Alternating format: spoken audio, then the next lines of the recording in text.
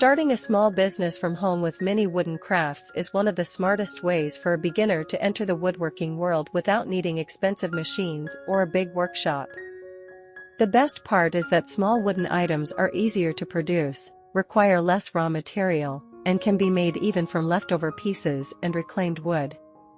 When you focus on mini crafts, you can create products that are affordable for customers, easy to transport, and attractive enough to sell both locally and online. This kind of business also grows naturally, because every small project you complete improves your skill, your finishing quality, and your confidence as a maker.